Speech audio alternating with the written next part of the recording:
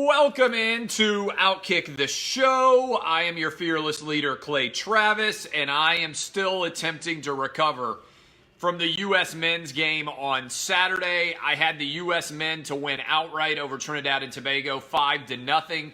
If you were watching that game on Saturday night, you know the U.S. was up 5-0 with about 12 minutes to play.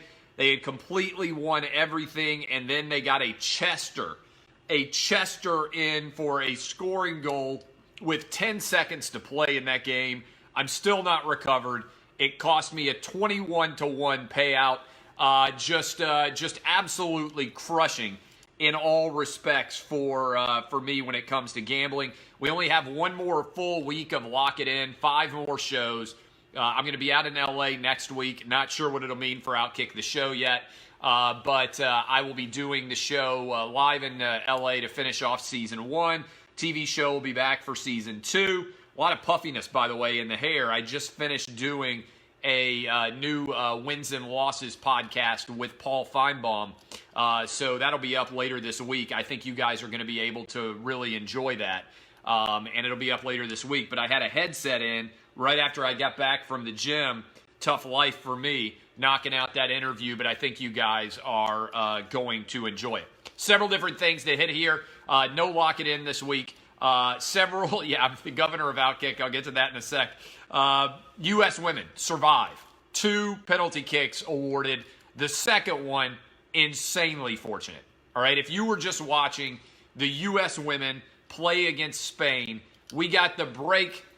A pretty big break for that second penalty kick. I thought Spain played us at least evenly. So that in and of itself was an incredibly fortunate win that we just got.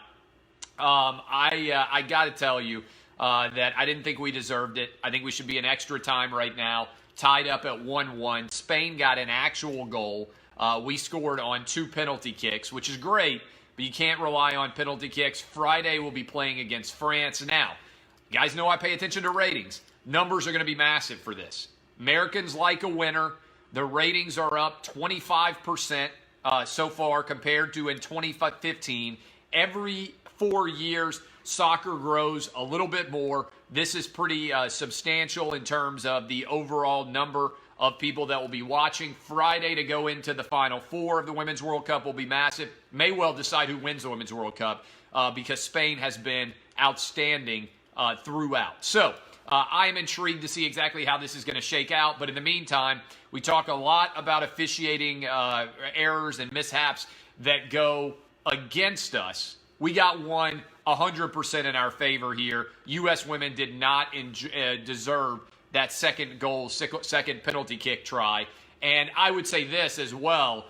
Imagine what the reaction would be if France had gotten awarded a penalty kick to win the game in the 75th minute in the exact same play. All of us would be screaming bloody murder, that the fix was in, that the French, that they've been biased in favor of the French because the Women's World Cup's taking place in France. I will say this, it makes no sense to have France and the United States on the same side of the bracket. But win is a win is a win. U.S. advances into the quarterfinals, and they will take up arms against France in Paris on Friday. I believe that game is at 3 Eastern, so I will watch it live and then probably react live on here right after it's over. I know there's not a lot of sports on right now, so I imagine there's going to be a pretty massive amount of you that are out there watching that. So that is my Women's World Cup update for everybody out there who's been like, my God, what does Clay Travis think about the Women's World Cup? Well, we'll be talking about this tomorrow. My thanks, by the way, to Alex Curry, who came on live with us yesterday from France. I am intrigued to see what will happen on Friday between the U.S. and France. The U.S. is favored to win the World Cup overall, but we were very fortunate to win this game, and I think the second penalty kick should not have been awarded to Spain. Try to call them like I see it. I don't think it makes a lot of sense, all right, that the penalty kick was awarded there. Speaking of not making a lot of sense, this is one of the dumbest things I've ever seen a sports league do. Adam Silver talked to TMZ. We talked about it this morning, and I am in disbelief that any league could be this dumb. The NBA has replaced the word owner with governors. I want to repeat this because a lot of you probably have not heard this news yet. The NBA has 30 team owners. They have replaced the word owner with governor. So they are now saying we have 30 team governors. Why would they do this? Because the super woke NBA has determined that the word owner is racially insensitive because back in the day, slaves had owners, okay? Nearly 70,000 of you have voted in my Twitter poll so far.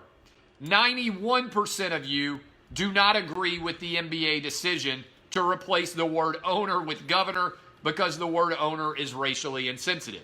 That's because you actually have brains that work. This all stems from dumb people continuing to dictate the national discourse that we have in this country, okay? This is absurd beyond measure. This is one of the dumbest things I've ever heard of a pro sports league doing. You own your home. You hopefully own your car. You may well own a pet. Owning a home and owning a business are two things that Americans should, and I hope do, aspire to. That is, there are many people out there of all different races, ethnicities, religions, everything, right? One day in time, they hope that they will be able to own their home.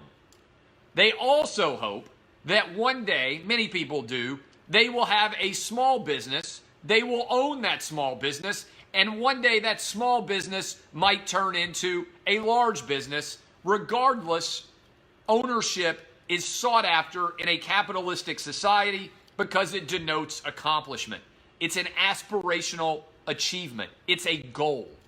Regardless of what your background is, regardless of where you came from, if you are in America today, the goal of owning your own home and potentially owning your own small business is massive. All right? What we have in this country today, I fundamentally believe, is a lot of very unintelligent people running our national discourse. There is nobody out there with a functional brain that has any difficulty in understanding the difference between someone owning a team and someone owning a person. All right? If you do have difficulty with this, let me break it down for you. You may well own your home. When you own the physical structure of the home, you don't also own the people who might live in your home. For example, I own a home. I have a wife. I have 3 children. I do not own my wife, and I do not own my children. I am not at liberty to sell them to other people because they are humans, and we have outlawed slavery in America and most of the rest of the world. When you own a team, you own the physical structure of the team.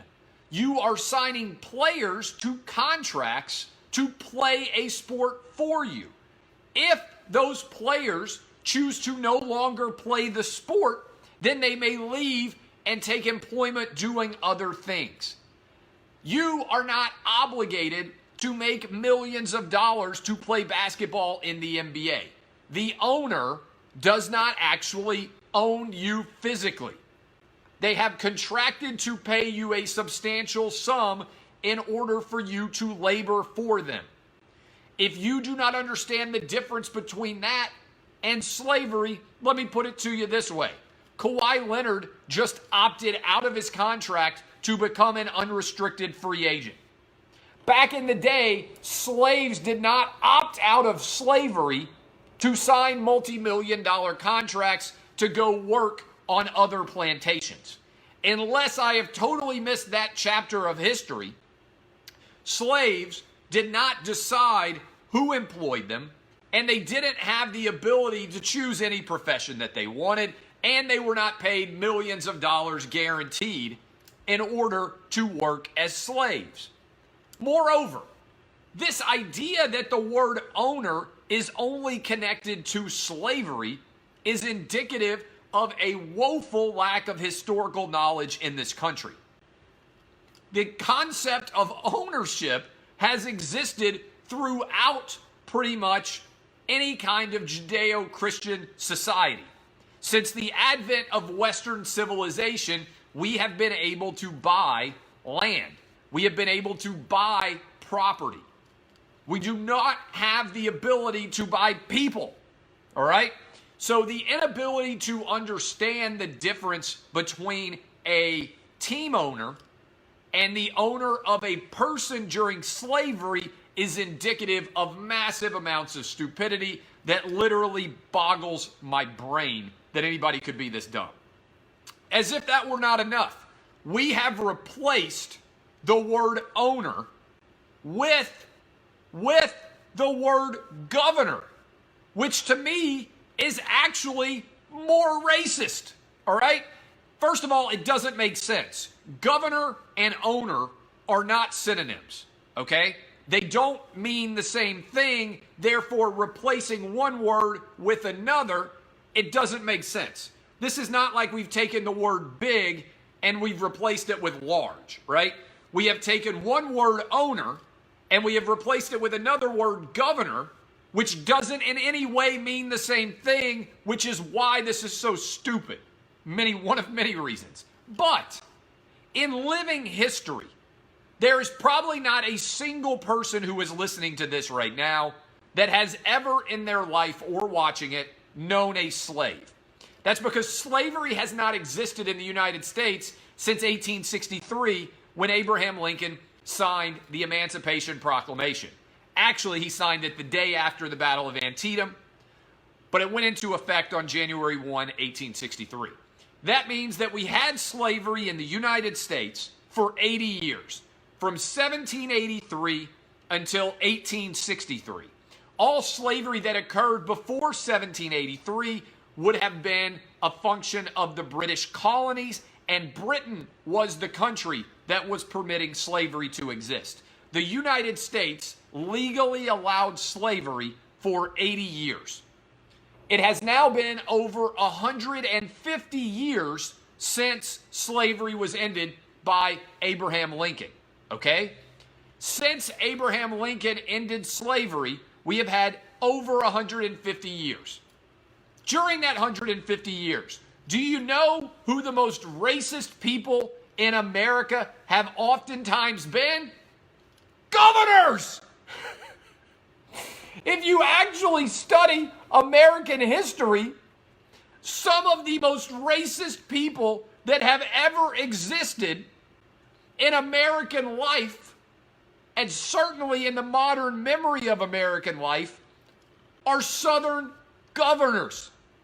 So they have replaced a word, owner, which has no racial connotation whatsoever in anybody who has been living in this country, because slavery has never existed in the lifetime of anyone who lives in America today, and they have replaced it with something that has been racist during American life. Anybody who's ever studied history has seen George Wallace stand in the schoolhouse door in Alabama to fight against integration being actually legal. Or anyone who is alive right now may have seen the current Virginia governor who is accused of putting on blackface. He's a Democrat, by the way. Regardless, to me, the word governor is freighted with much more racism than the word owner is. The bigger issue here, I got to tell you, is nobody aspires to governorship, right? Are you a governor? Are you a home governor? Nobody is a pet governor. Nobody is a small business governor. This is absolutely stupid and insane. Moreover, when you actually break this down, people say, why do you care? Why do you care if the NBA is replacing the word owner with the word governor? The answer is because we have reached the slippery slope of absurdity. If the word owner is considered to be offensive, then the next step, and you guys think I'm crazy, but I'm telling you, the next step is we need to tear down the Lincoln Memorial because Abraham Lincoln said some racist things in his past. We need to tear down the Washington Monument, and we need to replace it, the name of Washington, D.C., because George Washington owned slaves. Thomas Jefferson owned slaves, and we need to replace that as well. This is where these arguments lead us into points of absurdity. All right? And so that is why I care so much. We are now replacing words which are in no way racially insensitive, aka owner, with other words which don't even mean the same thing and are actually even dumber. We as a society are losing our minds, and I feel like I am the only person in America who is still sane. All right, we need a break. And we got Miles Morales, Spider-Man, coming in for a show. Can you wave? Can you wave and say hi? The new Spider-Man, Into the Spider-Verse, is phenomenal. And this is my youngest 4-year-old who is now dressed up as a Spider-Man. Which Spider-Man are you, Nash? He's just going to sit here. All right, so we got a special visit from Spider-Man. Full endorsement for me. If your kids haven't seen Spider-Man Into the Spider-Verse, it is one of the best movies that has ever been made involving superheroes. We have watched it probably about 1,000 times in our house. All right? Is it a good movie? You want to lift your hat and say hi to people so they can see who you are? Or you want to stay as Spider-Man? No. All right, Spider-Man's going to leave us now. That was Miles Morales, Spider-Man. If you haven't watched Into the Spider-Verse, the newest Spider-Man movie until the new one comes out on July 4th, we'll have a good show. Thank you, Spider-Man. That was Spider-Man, Miles Morales, coming by to say hi, to see us for the day. All right? It's a fantastic movie. It really is. Absolutely loved it. I can't wait for the new Spider-Man, Far From Home, I think it's called, where he's over in Europe, and it starts like next week. We're going to go see that. We're going to go see that a ton. All right, finally, College World Series. My wife and one of my sons going to Omaha to go watch this. I can't get on the plane and go because I got to keep doing radio. We don't have a radio studio in Omaha. But how about the end for Louisville? If we can put a clip in, if that's possible, of the Louisville pitcher actually dropping double F-bombs as he struck out a Vanderbilt player at the end of the 8th inning. And then Vanderbilt comes back and beats him in the 9th inning, puts a loss on him, and also ends the Louisville season. If you don't believe that that's perfect illustration of karma, I don't even know what is. It was amazing. The guy had a great game until he lost control of his emotions.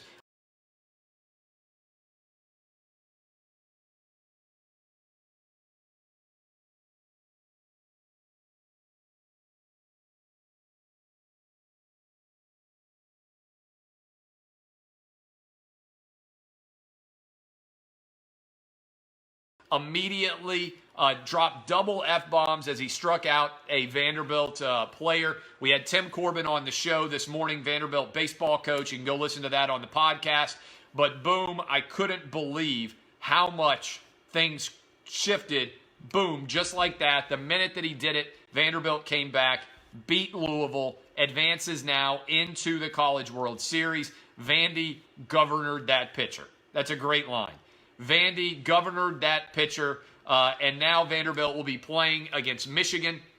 I'd like to be able to go watch. Instead, I'll be watching on television, and I am looking forward to watching this series on television. I think Vanderbilt's going to get another championship, and if they do, it'll be Tim Corbin's second national championship, and it should be a lot of fun. I'm gearing up to watch the College World Series tonight.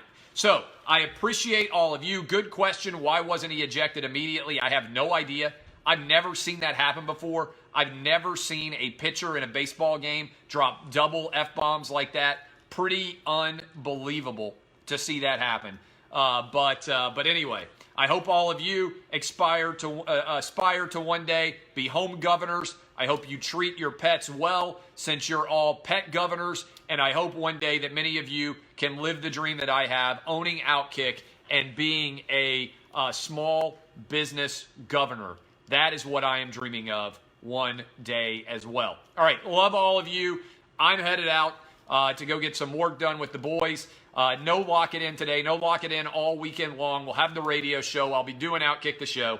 I appreciate all of you. DBAP unless you need to SBAP, boys and girls. My name is Clay Travis, and this has been Outkick the Show. See you guys. Bye. Love you. Thank you, Facebook.